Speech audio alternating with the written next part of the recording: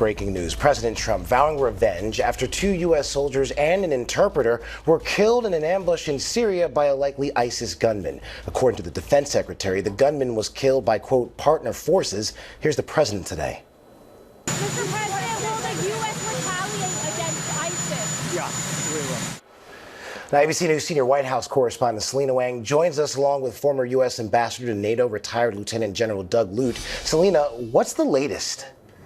Yeah, Ike, you just played that soundbite from the president there. I had asked him moments ago here at the White House whether or not the U.S. will retaliate against ISIS. You heard the president there saying, yes, we will. Now, this marks the first American fatalities in Syria since the fall of dictator Bashar al-Assad. It also marks the first deaths of Americans in combat since President Trump began his second term. Now, what we know is that 3 Americans were killed by this lone ISIS gunman. 3 American service members were also wounded. Take a listen to what the president said today. We mourn the loss of 3 great patriots in Syria.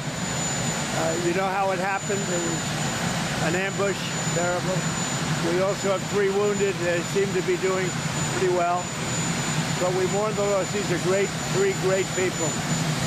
And it's just a terrible thing. Syria, by the way, was fighting along with us. The new president of Syria is, as they told me, and I'm not surprised, he's devastated by what happened. This was an ISIS attack on us and Syria. And again, we mourn the loss and we pray for them and their parents and their loved ones. Very, very sad.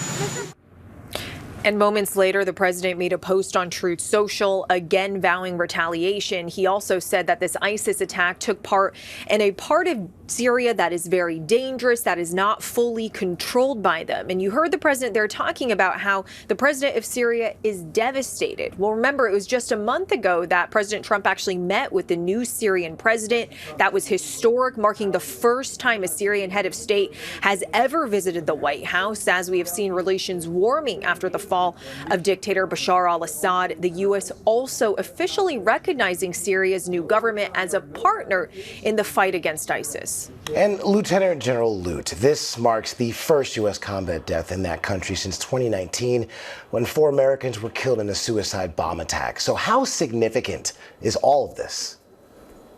Well, I think the greatest significance is that it serves as a reminder that even as the new president, al-Shara, can visit the White House and as U.S. begins to relieve the sanctions pressure on Syria after the fall of Bashar al-Assad, that Syria remains a very dangerous and fragile place. There are still areas of the country that the al-Shara government does not control. And Palmyra in central Syria, where this attack apparently took place, is one of those places. Remember that Palmyra was formerly controlled. The city was controlled by ISIS. So the situation in Syria remains fragile, and this is a tragic reminder of that. And Lieutenant General Lute, when you hear the president vow retaliation, what would that actually look like?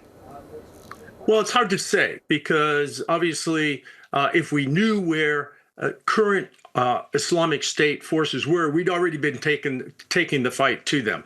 So I think it'll probably entail a concerted intelligence focus to try to discern exactly what happened. And then if we have targetable intelligence, go after those targets.